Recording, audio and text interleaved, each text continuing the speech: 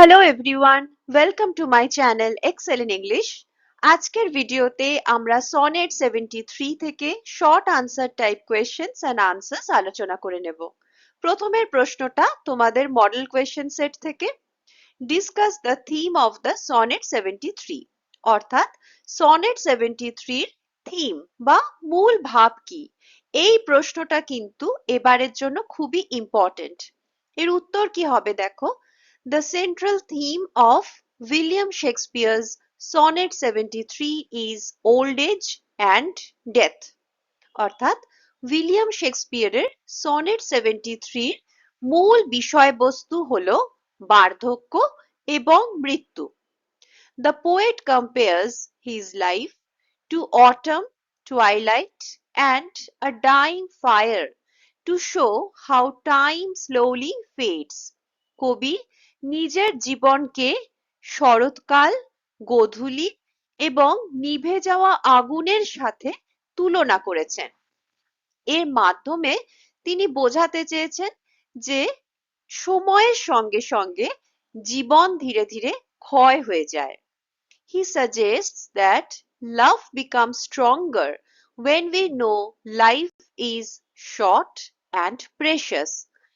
কবি বোঝাতে চাইছেন যে যখন আমরা বুঝতে পারি যে জীবন খুবই ছোট এবং মূল্যবান, তখন কিন্তু ভালোবাসা আরো গভীর এবং শক্তিশালী হয়ে ওঠে।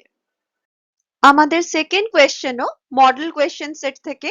What does the speaker compare himself to in the sonnet? কবি এই সনেটে নিজেকে কিসের সঙ্গে তুলনা করেছেন? এই সেম প্রশ্নের second part, what significance does it hold? মানে এই তুলনার গুরুত্ব বা তাৎপর্য কি? এই দুটো প্রশ্ন 1 মার্ক করে। প্রথম পার্টের উত্তর কি হবে দেখো। The speaker compares himself to autumn, twilight and a dying fire. বক্তা নিজেকে শরৎকাল, গোধূলি এবং নিভে আসা আগুনের সাথে তুলনা করেছেন। These images show old age and the approach of death. এই ছবিগুলো বা এই চিত্রগুলো বার্ধক্য এবং মৃত্যুর আগমনের কথা বলে। এরপর সেকেন্ড পার্টের উত্তর দেখো যে কেন এই কম্প্যারিজন গুলো significant. These comparisons are significant because they show that the speaker is in the final stage of life. এই তুলনাগুলো অত্যন্ত তাৎপর্যপূর্ণ কারণ এগুলি দেখায় যে বক্তা তার জীবনের শেষ পর্যায়ে পৌঁছেছেন। They also show that life is fading, which makes love feel more important and precious. এগুলি আরো বুঝিয়ে দেয় যে জীবন ধীরে ধীরে ফুরিয়ে আসছে এবং সেই কারণেই ভালোবাসা আরো বেশি গুরুত্বপূর্ণ এবং মূল্যবান হয়ে ওঠে। থার্ড কোয়েশ্চেন টেক্সট বুক থেকে। When yellow leaves or none or few do hang, what do the yellow leaves symbolize in the line? এই লাইনে yellow leaves কিসের প্রতীক? এর উত্তর হলো the yellow leaves symbolize old age and the approach of death. হলুদ পাতা এখানে বার্ধক্য এবং মৃত্যুর আগমনের প্রতীক। They represent the final stage of life, just like autumn is the end of the year.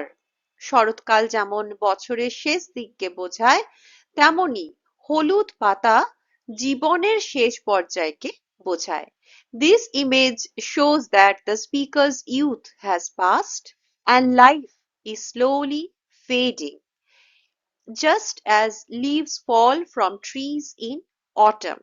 এই চিত্রের মাধ্যমে বোঝানো হয়েছে যে বক্তার যৌবন চলে গেছে এবং জীবন ধীরে ধীরে শেষের দিকে এগোচ্ছে, ঠিক যেমন শরৎকালে গাছ থেকে পাতারা ঝরে পড়ে। Our fourth question is also from the textbook. Which by and by black night doth take away? What does black night refer to in this poem? এই কবিতায় ব্ল্যাক নাইট বলতে কি বোঝানো হয়েছে? উত্তর হলো in the poem black night refers to death.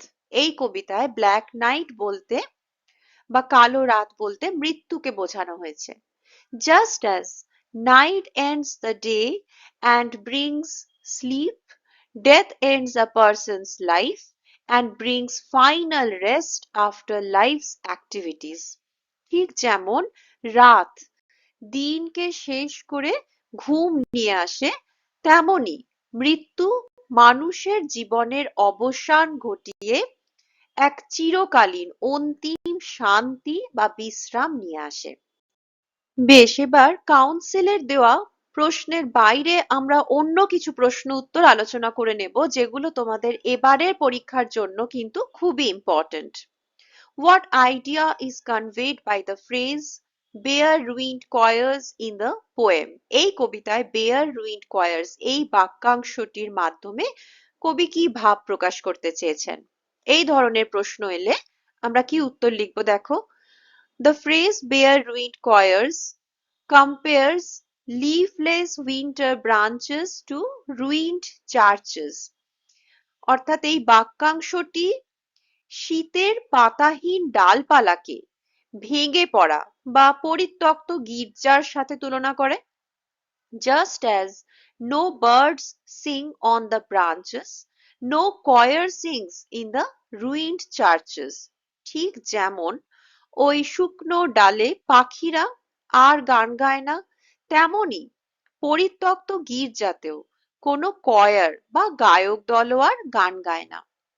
It shows the poet's old age and loss of youthful energy. এটি কবির বার্ধক্য এবং যৌবনের শক্তি হারিয়ে যাওয়াকে বোঝাচ্ছে। The image suggests emptiness and decay, highlighting how life and vitality slowly fade with time. এই চিত্রটি শূন্যতা এবং ক্ষয়ের ভাব প্রকাশ করে এবং দেখায় কিভাবে সময়ের সাথে সাথে জীবন এবং প্রাণ শক্তি ধীরে ধীরে ফুরিয়ে যায়। Sixth question. What is meant by death's second self in the context of the poem? কবিতার প্রসঙ্গে death second self বলতে কি বোঝানো হয়েছে? উত্তর হলো death second self refers to sleep. Death second self বা মৃত্যুর দ্বিতীয় রূপ বলতে এখানে ঘুমকে বোঝানো হয়েছে। Just as sleep brings rest after the activities of the day, death ends life and brings complete rest after all activities of life. যেমন সারাদিনের কাজের পর ঘুম আমাদের জন্য বিশ্রাম নিয়ে আসে, তেমনি মৃত্যু জীবনের সমস্ত কাজের পরে আমাদের জন্য চিরকালীন সম্পূর্ণ বিশ্রাম নিয়ে আসে। So, sleep is like a smaller version or replica of death. তাই এই কারণে ঘুমকে মৃত্যুর একটি ছোট সংস্করণ বা প্রতিরূপ বলা হয়েছে। এবার seventh question. What is suggested by the line consumed with that which it was nourished by? মানে এই পংক্তিটির মাধ্যমে কবি কি বোঝাতে চেয়েছেন? এর উত্তর হবে this line shows that the speaker's life is fading. এই পংক্তিটি বোঝায় যে বক্তার জীবন ধীরে ধীরে ফুরিয়ে আসছে।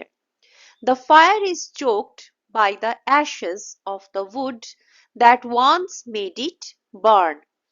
যে কাঠ এক সময় আগুনকে জ্বালিয়েছিল, সেই কাঠের অ্যাশেস বা ছাই পরবর্তীকালে সেই আগুনকে নিভিয়ে দেয়। Similarly, time, which once nourished the speaker's life with youth and energy, is now bringing it to an end.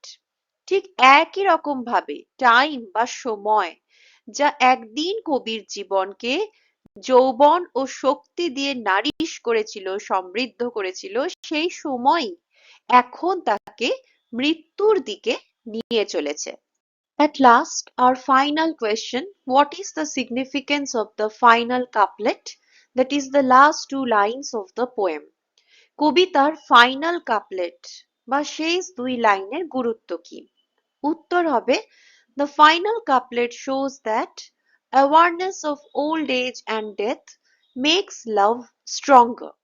শেষ দুই লাইনে দেখানো হয়েছে যে বার্ধক্য ও মৃত্যুর অ্যাওয়ারনেস বা সচেতনতা ভালোবাসাকে আরো গভীর এবং শক্তিশালী করে তোলে। When the young man realizes that the poet's life is fading, he learns to cherish their time together even more deeply. এখানে ইয়াং ম্যান না লিখে দ্য পোয়েটস ইয়াং ফ্রেন্ডও লিখতে পারো। অর্থাৎ যখন কবির সেই তরুণ বন্ধু বুঝতে পারে যে কবির জীবন ফুরিয়ে আসছে, তখন সে তাদের একসাথে কাটানো সময়কে আরো বেশি মূল্য দিতে শেখে। তাহলে এইভাবেই শেক্সপিয়ার খুব সুন্দরভাবে সময়, বার্ধক্য, মৃত্যু এবং ভালোবাসার গভীরতা তুলে ধরেছেন এই সনেট 73-তে। এর সাথেই আমরা সনেট 73 থেকে এসে কিউ আলোচনা এখানেই শেষ করছি। এই পোয়েম থেকে বড় প্রশ্ন উত্তর খুব তাড়াতাড়ি আমি পোস্ট করব। Study well, stay happy, stay connected. Thank you.